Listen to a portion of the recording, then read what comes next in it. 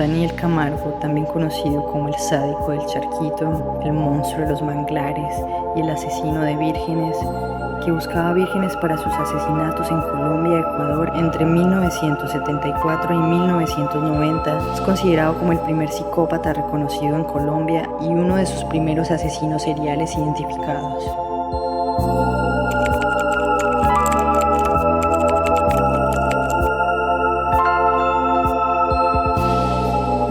En su historial criminal, responsable de cientos de asesinatos de mujeres en ciudades del departamento de Cundinamarca, en Barranquilla, Colombia y en Guayaquil, Ecuador.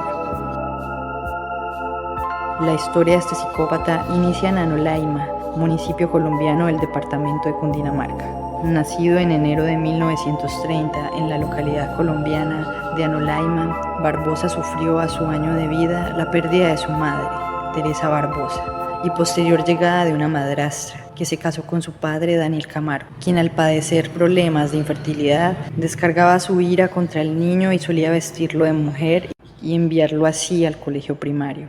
Se enamoró de Esperanza, que tenía 28 años y con quien pensaba casarse, pero descubrió que ya no era virgen. Esto se convirtió en una de las obsesiones de Barbosa, e hizo un trato con Esperanza de que se quedaría con ella siempre y cuando ella lo ayudara a encontrar otras chicas que fueran vírgenes para poder tener relaciones sexuales con ellas. Así comenzó su asociación con el crimen.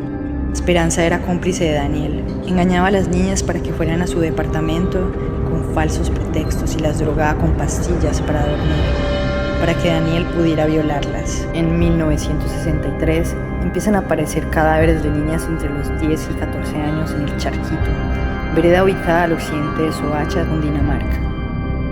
El método predilecto de este psicópata para acercarse a sus víctimas era por medio del engaño. El asesino acudía a la mentira, a la manipulación y a su locuacidad para atraer a sus víctimas.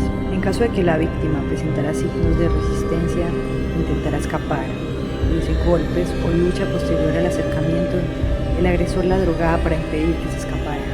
Algunas de ellas también mostraban signos de machetazos, contunciones severas, acuchillamiento y estrangulación. Todas presentaban signos de violación. Camargo estrangulaba a sus víctimas y las apuñalaba para mantenerlas bajo control. Asimismo, las amenazaba, en su tiempo en Ecuador, con su vestimenta de pastor, con tijeras o cuchillos. Después de asesinarlas, dejaba sus cuerpos desnudos en el bosque para que se los llevaran los animales. La policía consiguió detenerlo en 1968 e imponerle una pena de 5 años. A su salida, Camargo continuó con sus actividades criminales. Fue detenido el 3 de mayo de 1974 en Barranquilla, cuando regresaba al lugar del crimen para recuperar un televisor que vendía y había olvidado junto a la víctima. A pesar de que se cree que violó y mató a más de 80 niñas en Colombia, Daniel fue arrestado después de confesar haber violado y matado a una niña de 9 años.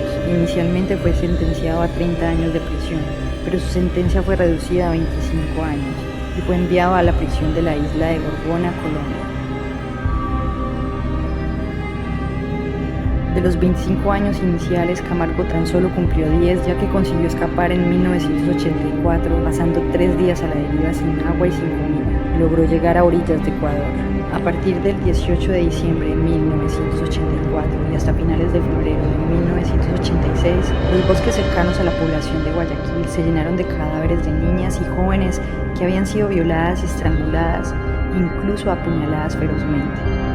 Estos improvisados cementerios alojaban cuerpos desollados y en estado de descomposición, que debido al calor habían sido alimento de los buitres, por lo que apenas quedaban restos óseos para recuperar. La aparición de 54 víctimas provocó una ola de indignación y pánico general en todo el país para encontrar a los culpables. En un primer momento, las autoridades creyeron que un grupo de violadores estaba detrás de esta serie de crímenes. El 26 de febrero de 1986, Daniel asesinaba a su última víctima, una niña de 8 años llamada Elizabeth Delpes.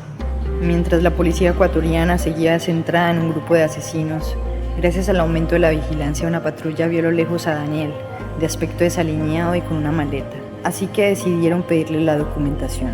La sorpresa llegó cuando descubrieron que llevaba prendas de ropa manchadas de sangre, entre ellas unas braguitas de niña, aparte de un ejemplar del Crimen y Castigo de Dostoyevsky.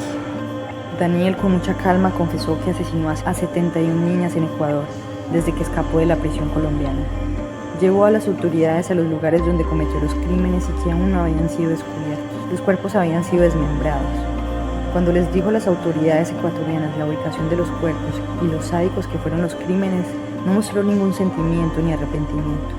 Después de violar a sus víctimas, las mutilaba con un machete.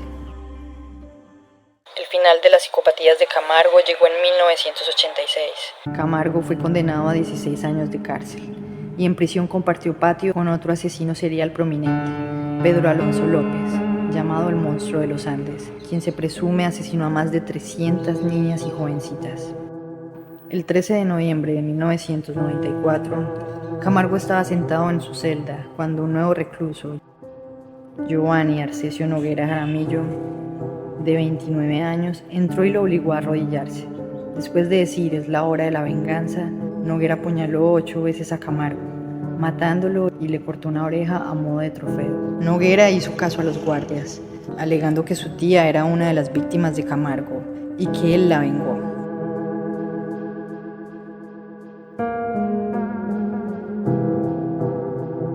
Le metí 3 puñaladas, luego le quise sacar la cabeza, pero no me cortó más el arma. Y ya cuando lo terminé de matar, cogí la oreja y se la arranqué. Esa oreja la tengo yo. Como nadie reclamó el cuerpo de Camargo, fue enterrado en una fosa común ubicada en el cementerio El Batán de Quito. Tenía 64 años cuando murió.